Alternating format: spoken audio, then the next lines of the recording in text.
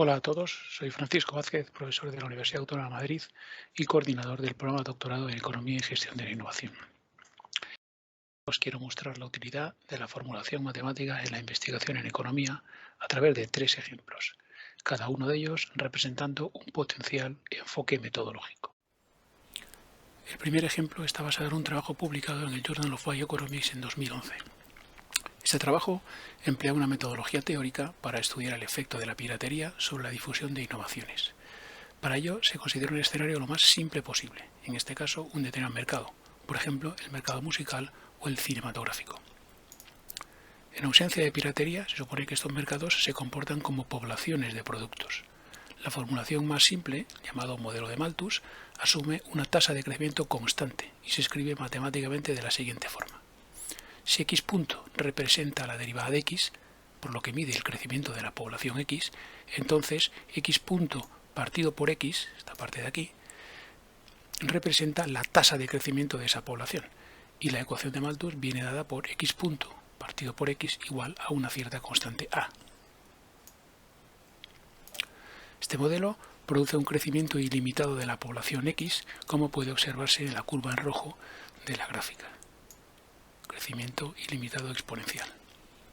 Evidentemente, su principal objeción es que no considera el efecto de la limitación de recursos disponibles, que sí incluye el modelo logístico.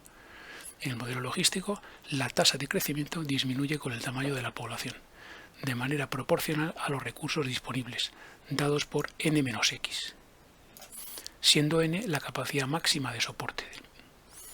Como se observa en la curva en azul, al principio, cuando la limitación de recursos no tiene apenas efecto, el modelo se comporta como el crecimiento malthusiano. Pero a medida que la población va aumentando, su crecimiento va disminuyendo hasta alcanzar su estabilización dado por esa población n de soporte. Veamos ahora cómo incorporar el efecto de la piratería en nuestro modelo. Esto se lleva a cabo por medio de una analogía con un ecosistema en el que conviven dos poblaciones, siendo una de ellas la presa, en nuestro caso el producto original, que posibilita la existencia y el crecimiento de la otra, el depredador, las copias piratas en nuestro caso. Este escenario se modeliza matemáticamente de la siguiente forma.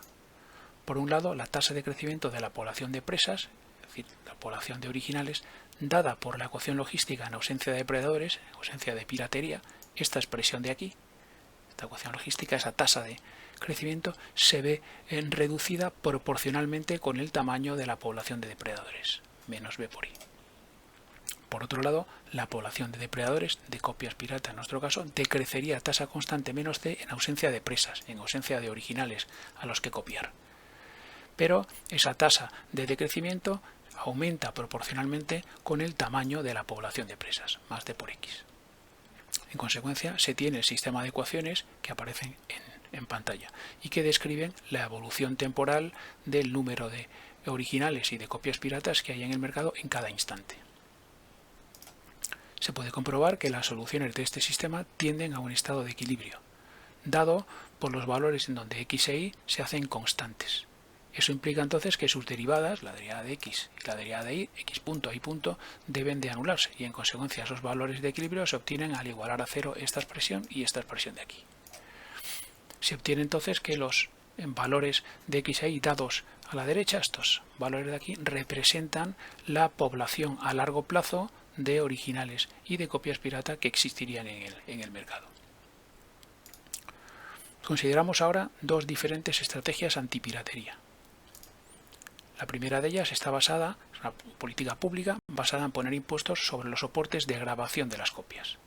El efecto que tendría esta medida sería la inmediata subida del precio de las copias, por lo que esa subida del precio de las copias sería positivo, primero, para la tasa de crecimiento del producto original, es decir, A pasaría a ser a gorro, sería un poquito mayor, y también sería positiva para la tasa de decrecimiento de la población de piratería, de la población de copias piratas, es decir, C pasaría a ser C gorro, un poquito mayor también. En consecuencia, el nuevo equilibrio, dado por las expresiones x gorro y gorro, que se obtienen directamente sustituyendo en las expresiones de x e y los valores de a y c por sus correspondientes a gorro y c gorro, bien, aparecen en pantalla. Esas expresiones nos llevan a la siguiente conclusión. Por un lado, como x gorro es mayor que x, eso quiere decir que esta política siempre favorece a los originales, es decir, que en el nuevo escenario hay más originales que en el escenario anterior. Pero, sin embargo, al analizar esta expresión, el valor del nuevo equilibrio para y con respecto al sin utilizar esa política, vemos que esta expresión que hay aquí no siempre es mayor que y, puede ser mayor o puede ser menor, dependiendo del valor de los parámetros. ¿De acuerdo? Eso quiere decir que en algunas situaciones es posible que aparezca un valor mayor de y gorro, es decir, aparezca un número más mayor de copias piratas que sin la utilización de esta política. Sorprendentemente, no está entonces claro la eficacia de esta política antipiratería. Es cierto que siempre favorece a los originales, siempre va a haber una mayor cantidad de originales en el mercado, pero podría tener como efecto colateral que también aumentase la presencia de piratería, es decir, podría favorecer a la misma. La segunda medida consiste en incorporar medidas de protección anticopia directamente sobre el producto original. Una medida privada de la empresa que decide incorporar algún tipo de mecanismo para dificultar la copia del producto. Lógicamente eso tiene una subida, conlleva una subida del precio y también una subida de la dificultad para copiar los originales. Eso afecta a nuestro modelo de la siguiente manera.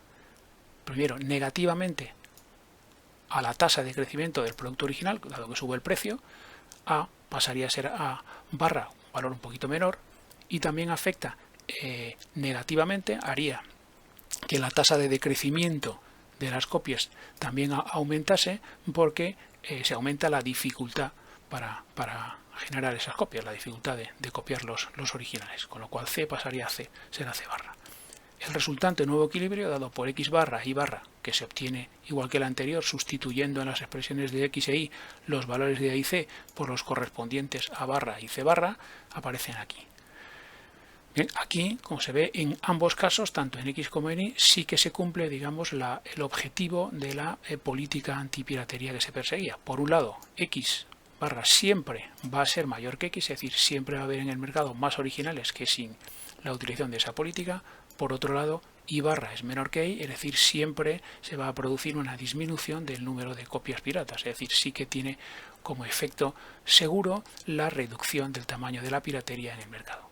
Se puede decir entonces que si bien la política pública tiene un efecto dudoso, no está claro que realmente favorezca o perjudique a la piratería, está claro que la estrategia privada siempre es una estrategia adecuada para intentar disminuir el peso de la piratería en el mercado.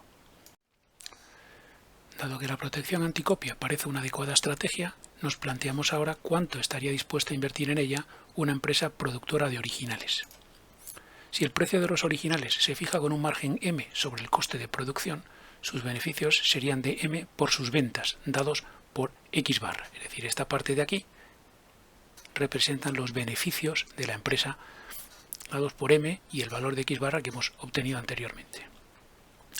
Si la empresa decide invertir un porcentaje S de sus beneficios en estrategias antipiratería, los beneficios netos que le quedan serían justamente 1 menos S de los beneficios totales que hemos obtenido con anterioridad. Bien, suponemos además que el parámetro delta, que es el que refleja el efecto de la política antipiratería, es proporcional a la inversión realizada. A mayor inversión se supone que el efecto hacia la piratería es mayor y en consecuencia, bueno, pues suponemos que cumple, que tiene esta expresión dada por K por S.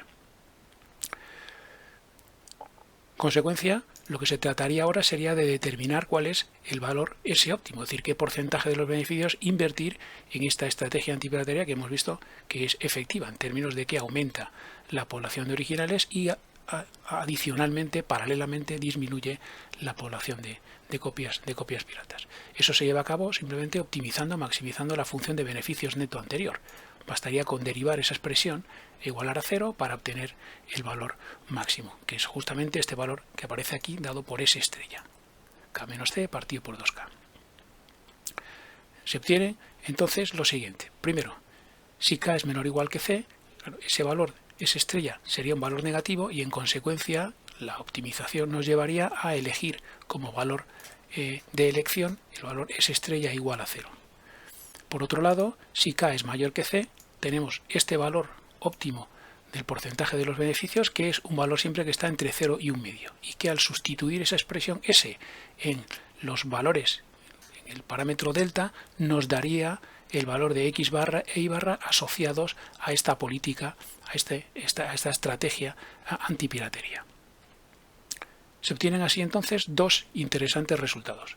El primero de ellos es que en algunos casos lo óptimo para las empresas es no invertir en protección anticopia. Es posible que en algunos casos la estrategia antipiratería no sea lo suficientemente efectiva y en consecuencia lo óptimo sea no invertir nada en ese tipo de políticas. El segundo resultado es que en el caso en que sí que sea efectivo invertir, es decir, sí que tengamos un S óptimo entre 0 y 1,5 que nos determina nuestro máximo de beneficios, adicionalmente o paralelamente con ese valor obtenemos el valor de X estrella y Y estrella, que sería la población óptima a largo plazo de originales y de copia que hay en el mercado. Y en consecuencia llegamos a la conclusión de que a la empresa le interesa que haya un nivel de piratería dado justo por esta expresión de aquí, que representaría ese nivel óptimo de piratería. ¿De acuerdo? Es decir, que en algunos casos se deduce que existe un nivel óptimo de piratería para las empresas, que les hacen maximizar su valor de los beneficios. En el segundo ejemplo de investigación cuantitativa se muestra el enfoque experimental utilizado en un trabajo publicado en el Journal of Economics and Business en el año 2017. En este trabajo se diseña un experimento con un doble objetivo. En primer lugar, para verificar dos hipótesis teóricas usuales en situaciones de aseguramiento. Por un lado, que los individuos optan por adquirir contratos de seguros si los precios, es decir, las primas anuales, lo que se paga cada año en el contrato del seguro, tienen un valor adecuado. Por otro lado, contrastamos también el efecto que tiene aumentos en el riesgo de pérdida sobre la cobertura contratada, es decir, sobre la franquicia del seguro. Recordemos que la franquicia representa la pérdida que el asegurado asume en caso de siniestro, mientras que la compañía aseguradora se haría cargo de lo que se pierde por encima de ese valor, del exceso de la pérdida sobre la franquicia. Por ello, a mayor pérdida esperada, si el riesgo de pérdida es mayor, se espera, al menos así sucede con las hipótesis convencionales de la teoría económica, que el aumento de esa pérdida implique un aumento de la cobertura contratada y, por tanto, una disminución del valor de la franquicia. El segundo objetivo del experimento reside en evaluar la posible honestidad de los asegurados. Tenemos entonces en el diseño concreto del experimento, implementado con un software llamado Z-Tree, estándar en el área de la economía experimental. El experimento está diseñado en dos fases. La fase inicial, que sirve de prueba a los participantes, consiste en copiar en un ordenador 4 secuencias de 20 caracteres, ya sean alfanuméricos o simbólicos, y reciben dinero en función de su rapidez, de su velocidad de transcripción. Con esto se consigue que cada participante comience la fase 2 con dinero propio y que además, de una forma aproximada, conozcan el tiempo medio que tardan en escribir tales secuencias. La fase 2 es la que realmente nos interesa a efectos de nuestros objetivos. En esta fase los participantes deben copiar otras 4 secuencias, pero ahora el tiempo empleado les ocasiona pérdidas. Por ello, antes de empezar, se les ofrece la posibilidad de contratar un seguro. Y en caso afirmativo, en caso de querer la contratación de dicho seguro, de elegir el seguro con franquicia o con cobertura completa, lo que equivale realmente a la franquicia nula. Tras copiar cada secuencia, los participantes rellenan una casilla en el ordenador en la que indican el tiempo empleado, que es justamente lo que determina la pérdida que han tenido. Aunque en la pantalla les aparece el tiempo empleado, pueden o no poner dicho tiempo en la casilla de declaración. Con determinada probabilidad conocida por todos los participantes, posteriormente se audita la declaración y en caso de ser fraudulenta se le impone una sanción. En las declaraciones no auditadas se pagan las indemnizaciones reclamadas, esto es, las pérdidas por encima de la franquicia contratada. Para terminar la descripción del experimento, es importante comentar que las primas del seguro, tanto el de cobertura completa como el de franquicia, se han calculado de manera que todos los participantes obtengan menores pérdidas esperadas si se aseguran. Y que la probabilidad de auditar las declaraciones también se ha calculado para que se obtenga mayor ganancia esperada si se presentan declaraciones fraudulentas en cada una de las 4 secuencias. Es decir, se han calculado las probabilidades y las primas de forma que dan un incentivo claro para cometer fraude. Los resultados del experimento en el que participaron 99 personas son los siguientes. En primer lugar, como se esperaba, los participantes optaron mayoritariamente por contratar un seguro. De hecho, 98 lo hicieron y solo uno decidió no contratar ningún tipo de seguro. Sin embargo, el porcentaje de contratos con franquicia no es siempre creciente con el tiempo invertido en la fase 1, que es el indicador que los participantes tenían sobre el tiempo que de media tardan en escribir cada secuencia. Como se observa, el aumento de tiempo de la franja 24 al 26,5 a la franja 26,75-29,75 reduce el porcentaje de contratos del 40% al 33,33%. Por tanto, aumentos en la pérdida esperada no siempre conducen a un aumento de la cobertura contratada, contrariamente a lo supuesto por la teoría económica ortodoxa. Se desprende entonces que la racionalidad de los individuos es más limitada de la que consideran los modelos neoclásicos. Por último, los datos obtenidos revelan la presencia y la persistencia de comportamiento honesto. Aunque el diseño del experimento ofrecía incentivos a las declaraciones fraudulentas al dar mayores ganancias esperadas, hay un 46,51% de declaraciones sin fraude, teniendo en cuenta que el experimento garantizaba a los participantes completa confidencialidad. Este comportamiento no puede explicarse por criterios de pura racionalidad económica, sino que debe estar basada en aspectos éticos o culturales. En consecuencia, este experimento sugiere que la modelización teórica del mercado de seguros debería tener en cuenta, por un lado, la racionalidad limitada de los asegurados y, por otro, aspectos éticos y culturales en la toma de decisiones de los clientes. En el tercer y último apartado se muestra un ejemplo del uso de la metodología computacional en la investigación cuantitativa en economía. La metodología computacional permite recrear una economía virtual en la que poder analizar el efecto de determinadas variables o el impacto de ciertas medidas. En particular, el ejemplo que se presenta está basado en un trabajo publicado en la revista Intelligent Systems in Accounting, Finance and Management en el año 2018. El objetivo de ese trabajo reside en el diseño de un modelo computacional que nos permita analizar cómo el desarrollo de las tecnologías de información y comunicación, ICT en sus siglas en inglés, puede influir en la difusión de innovaciones. El estudio se lleva a cabo en los siguientes pasos. En primer lugar, se introduce un modelo de interacción social basado en mecanismos de emulación local, que genera la emergencia endógena de comunidades y que permite cuantificar el desarrollo tecnológico en términos del uso de Internet. En segundo lugar, se modeliza la difusión viral de un nuevo producto sobre esta red social. Se supone que este producto tiene un alto componente social, aportando estilo, prestigio, originalidad o estatus.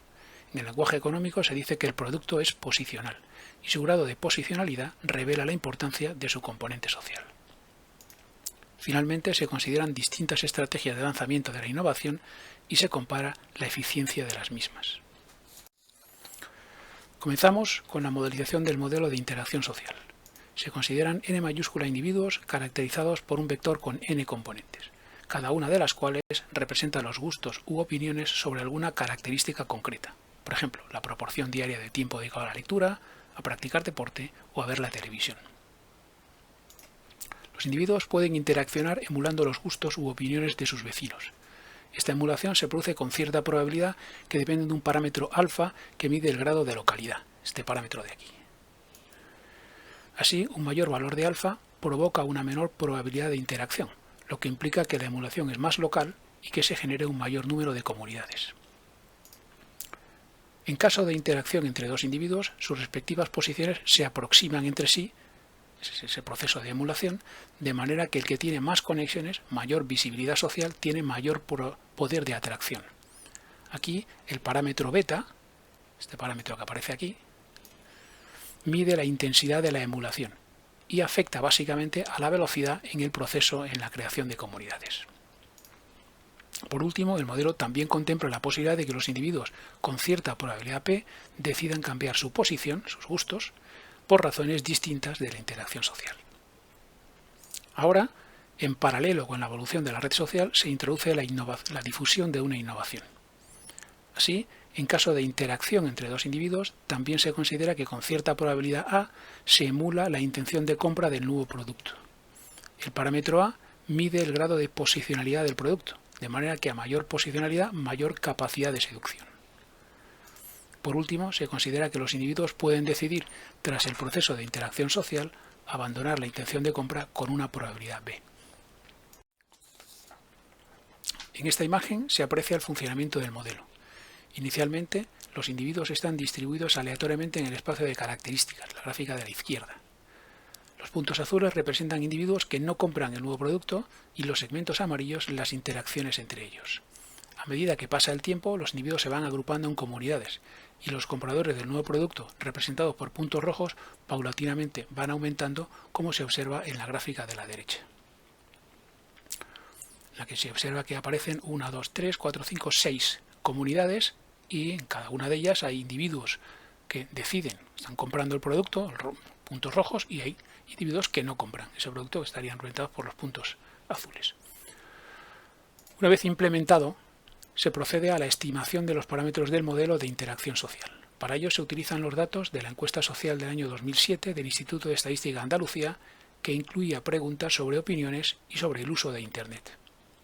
Fijado el parámetro beta, en este caso igual a 6, que solo afecta a la velocidad del proceso, estimamos los parámetros alfa y p del modelo básico, del modelo de red social que habíamos planteado con anterioridad.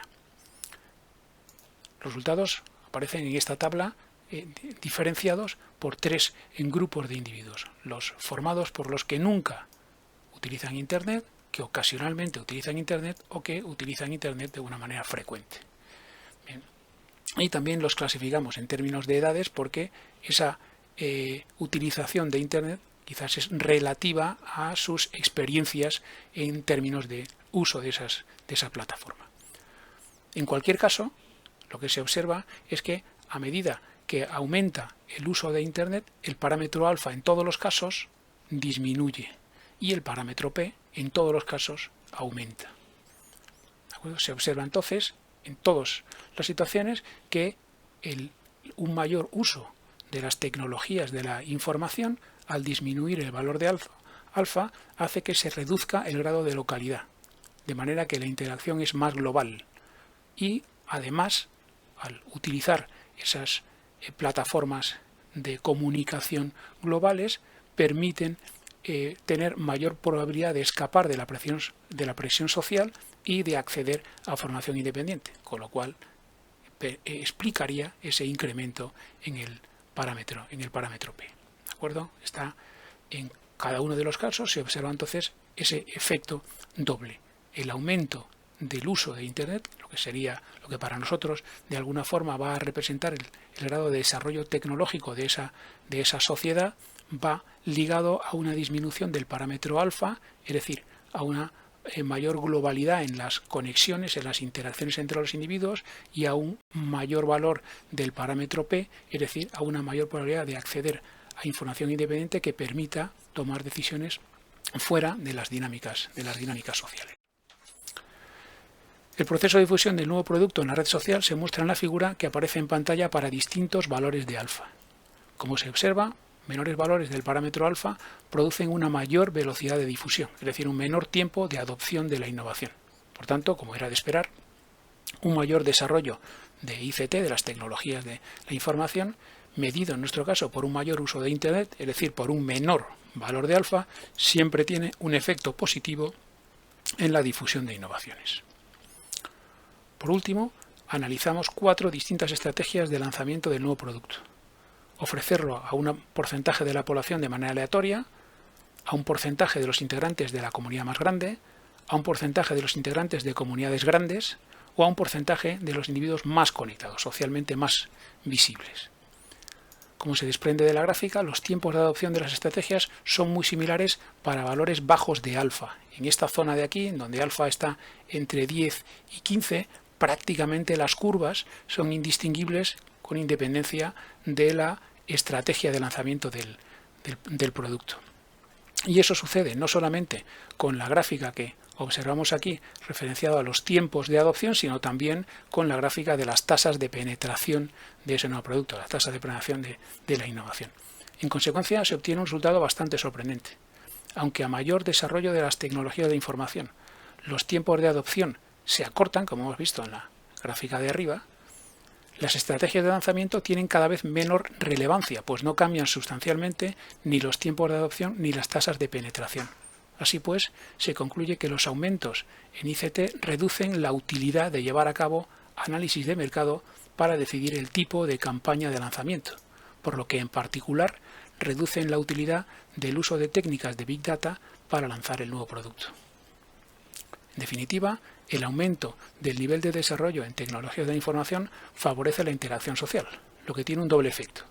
Por un lado, potencia la difusión de la innovación y por otro, disminuye la importancia de elegir la estrategia de lanzamiento, por ejemplo, con el uso de técnicas de Big Data.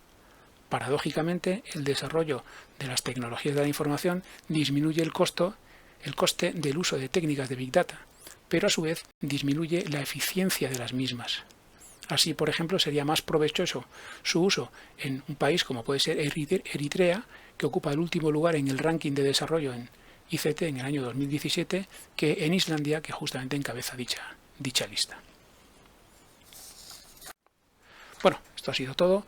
Espero que esta charla haya mostrado la utilidad de la modelización matemática en el estudio de ciertos problemas económicos, por supuesto sin menoscabo de otros posibles enfoques o aproximaciones. Como hemos visto, la formulación matemática permite su posterior tratamiento y análisis empleando diversas metodologías, como por ejemplo con un planteamiento puramente teórico, experimental o computacional. Quedo a vuestra disposición por mail para resolver cuantas dudas o preguntas hayan quedado pendientes. Gracias por vuestra atención.